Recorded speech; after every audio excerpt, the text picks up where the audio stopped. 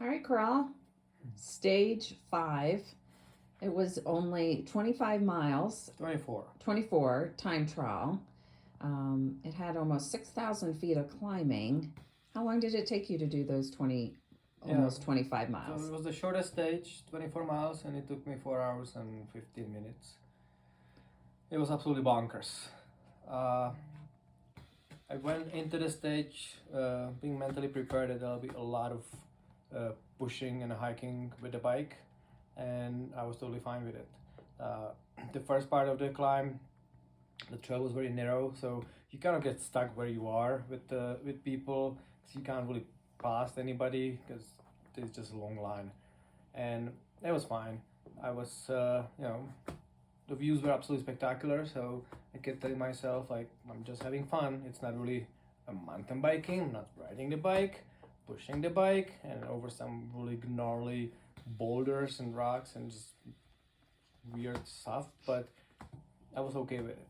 But then, and I just couldn't wait to get to that to the descent. But so the main mountain, it was kind of like a two-part. There was a short descent in the middle, And you and went then up to 12,000 feet today. yeah, it was like 12, yeah, A little over 12. 12,500, Yeah. something like that was the highest point.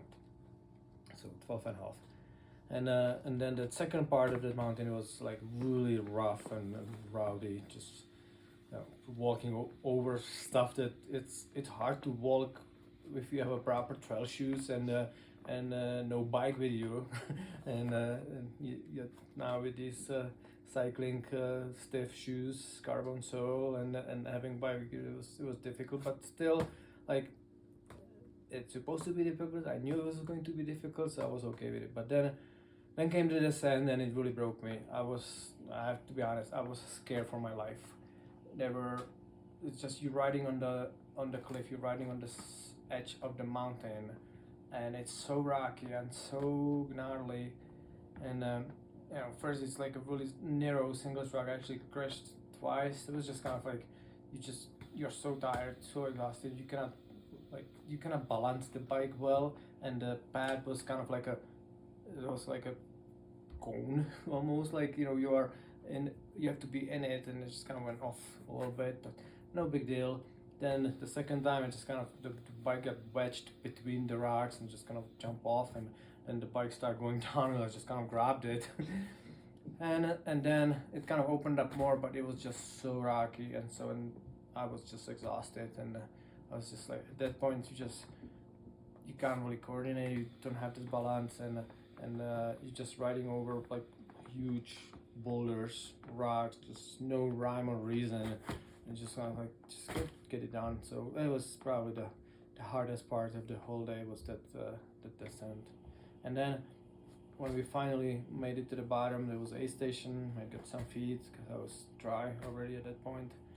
And last 8 miles, it was all uphill and very technical, roots, rocks, and all that, which again on the elevation profile didn't look like anything, just because there was just a big mountain there, so it just looked like a little tiny one, but it was all uphill and pretty gnarly, pretty tough. So the day I finished absolutely exhausted, mentally and physically, and just trying to wrap my head around that I have to still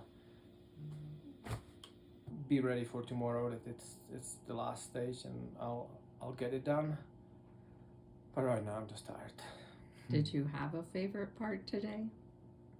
The favorite part was when you were there on the side of the mountain, and the views were awesome, and so actually the whole uphill was my favorite part. The least favorite, and the one that totally broke me down, was the descent. And did you do anything different with fueling today? So I started with a hydration pack. I had NBS in it, and I thought that, so the top of the second peak was at like mile 11 point and change, something less than 12 miles. So I was like, for sure I will be fine with this hydration pack, and then I just descend down and grab stuff at the aid station.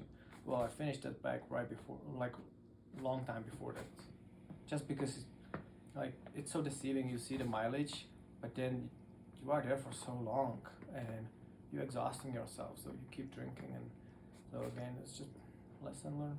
And how's your fatigue level? No, it's a sky high right now. I could not even pedal back to our hotel. I was so exhausted. So how do you get yourself going every morning when you're just so tired and broken? I don't know. Just mind over body, I guess. But this is way beyond what I expected. Like, I thought I would be riding mountain bikes on the trails, but this is much harder.